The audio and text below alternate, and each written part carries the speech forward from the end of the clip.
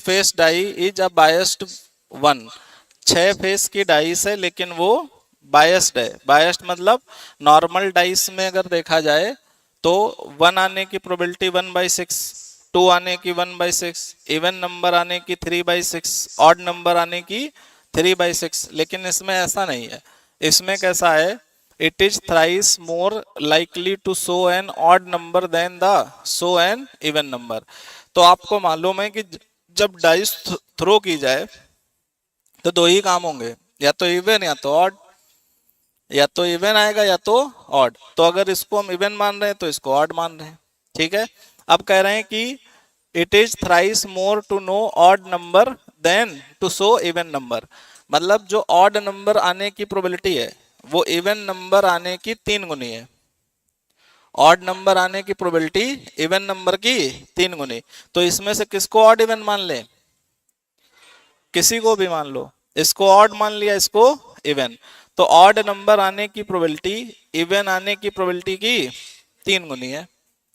ये बात समझ पा रहे हैं। इसको ऐसे भी लिख सकते हो कि अगर हम लोग P और Q इसको इवन मानते हैं या ऑड मानते हैं और इसको इवन मानते हैं, तो टोटल केस अगर तुम्हारे पास 4 हैं तो उसमें से ऑड आने के 3 है और इवन आने का 1 है।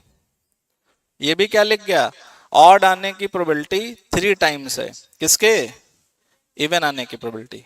क्लियर है कि नहीं। 3 और 1 यूज हुआ तो 4 मान लिया।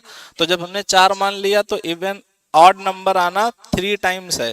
तो ऑड आने की जो प्रोबेबिलिटी है वो 3 गुनी है किसकी, इवन आने की। तो इवन आने की अगर 1/4 है तो ऑड आने की, और प्रोबेबिलिटी डिस्ट्रीब्यूशन में दोनों का सम 1 होता है तो यहां से 1 भी हो जाएगा। इतना क्लियर हुआ कि नहीं। अब अगर हम लोग देखें तो कह रहे हैं कि इट इज थ्रोन ट्वाइस, 2 बार हमने फेंका, और इस बात की प्रोबेबिलिटी बताओ कि जो सम है वो इवन है। ठीक है। तो अगर हमारे पास सम इवन है, सम कैसा है, तो आपको मालूम है इवन इवन आए या फिर ऑड ऑड आए। 2 बार डाइस थ्रो हो रही ना, तो पहली बार इवन, दूसरी बार इवन, पहली बार ऑड, दूसरी बार ऑड। तो अगर इवन इवन देखा जाए तो इवन होने की प्रोबेबिलिटी 1/4। तो पहली बार भी इवन, दूसरी बार भी इवन, और अगली बार भी ऑड, और अगली बार भी ऑड, 3/4। तो 1/16 और 9/16, तो कितना 10/16। तो अगर हम काट देते हैं इसको तो कितना 5/8। तो ऑप्शन इसमें कौन सा, बी करेक्ट हो जाता है। क्लियर है कि नहीं। कोई डाउट हो पूछ लो, तुमने कुछ और लगाया हो सही है कि गलत पूछ सकते हो आप।